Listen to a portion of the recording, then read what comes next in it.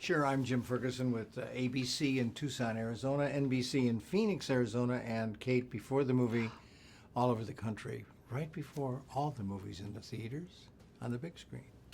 You ready? I'm ready, as I'll ever be. You are wonderful in this movie. Can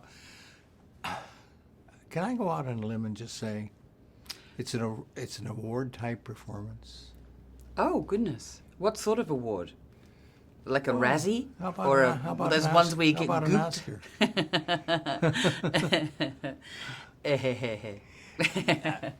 I read that you really were impressed before you started shooting by reading the novel, that you liked the novel a lot. Oh, yeah. No, I'm a huge Maria Semple fan.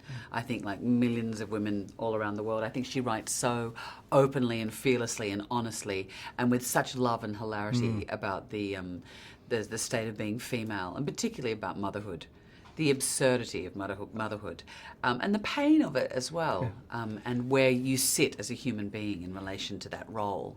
And so then when I heard that Rick Linklater was interested in doing it, because he also, as a man, as a father, he's very interested in child-parent relationships, or also people transitioning from one stage of life to the next. And the relationship that you have in the film with Emma Watson, who plays your daughter, Bee, it's beautiful. I mean, she's kind of a chip off your block, so to say. Yeah, it's a very special The relationship. dialogue between the two of you is just wonderful. Yeah, and it was Emma's first film. You'd never guess at it, but she's really mature and very easy and relaxed on set. And Rick, I think, really likes that sort of seamless transition between being off, just talking to the actors and then starting to film. You play an architect, a very good architect. Did you ever have an interest in architecture? I did. I still do. You do? I'm very. I love spaces and the creation of spaces, and I was studying fine arts and economics, and I travelled overseas and came back and started picking up architecture units, and that's what I thought I was going to do. But of course I haven't got a mathematical bone in my body. Although people say that Frank Gehry just screws up pieces of paper and says, build that. So maybe. But my sister's an architect.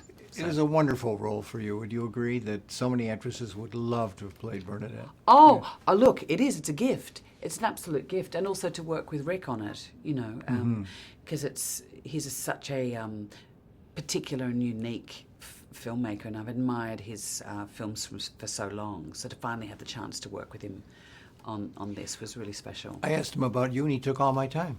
Did he? Did he fall asleep? Terribly sorry. Yeah, I'm just about out of time, but would you like to go to the Antarctic sometime? You were in Greenland. Yes, I know. I must say that being in the kayak with Troyan, alongside those icebergs, was a profound experience. It was one of the most exhilarating days of my life. And my father was in the US Navy, and he was coming up from an Antarctic mission, and his ship broke down in port in Melbourne, and that's where he met my mother. So I've always had a very romantic connection to the Antarctic. So I've got to the icebergs in the northern hemisphere, but I'd love to go to the Antarctic. The problem is the Drake Passage, and it's real. I mean, I just don't know if I can imagine. stomach Those that. scenes were beautiful. I'm out of time. In fact, I'm over time. But thank you so much for your time. And can I tell my audience all over the country to take the time to see, where did you go, Bernadette?